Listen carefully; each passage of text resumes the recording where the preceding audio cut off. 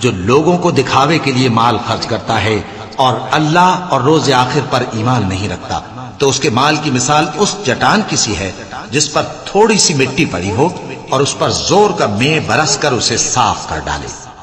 اسی طرح یہ ریاکار لوگ اپنے اعمال کا کچھ بھی صلہ حاصل نہیں کر سکیں گے، اور اللہ ایسے ناشکروں کو ہدایت نہیں دیا کرتا۔ اور جو لوگ اللہ کی خوشنودی حاصل کرنے کے لیے اور خلوص نیت سے اپنا مال خرچ کرتے ہیں، ان کی مثال ایک باغ کی سی ہے جو اونچی جگہ پر واقع ہو، جب اس پر زور کا مے پڑے تو دگنا پھل لائے، پھر اگر مے نہ بھی پڑے تو خیر پھوار ہی صحیح، اور اللہ تمہارے کاموں کو دیکھ رہا ہے۔ بھلا تم میں کوئی یہ چاہتا ہے کہ اس کا کھجوروں اور انگوروں کا باغ ہو جس میں نہریں بہ رہی ہوں اور اس میں اس کے لیے ہر قسم کے میوے موجود ہوں، اور اسے بڑھاپا آ پکڑے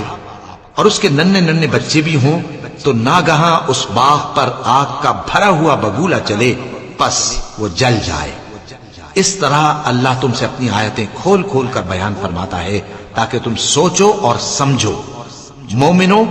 جو پاکیزہ اور عمدہ مال تم کماتے ہو اور جو چیزیں ہم تمہارے لیے زمین سے نکالتے ہیں، ان میں سے اللہ کی راہ میں بھی خرچ کرو، اور بری اور ناپاک چیزیں دینے کا قصد نہ کرنا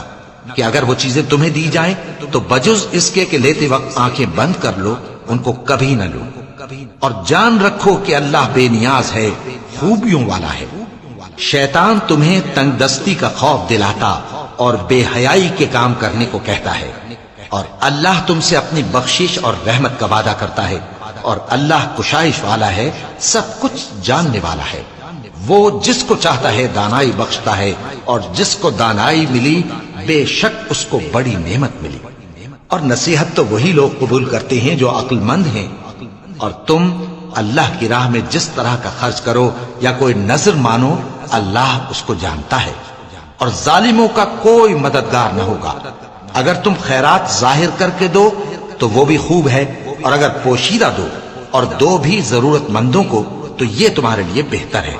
اور اس طرح کا دینا تمہارے گناہوں کو بھی دور کرے گا، اور اللہ کو تمہارے سب کاموں کی خبر ہے۔ اے نبی صلی اللہ علیہ وآلہ وسلم،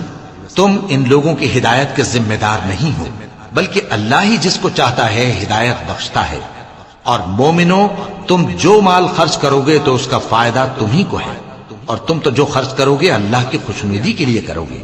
اور جو مال تم خرچ کرو گے وہ تمہیں پورا پورا دے دیا جائے گا اور تمہارا کچھ نقصان نہیں کیا جائے گا۔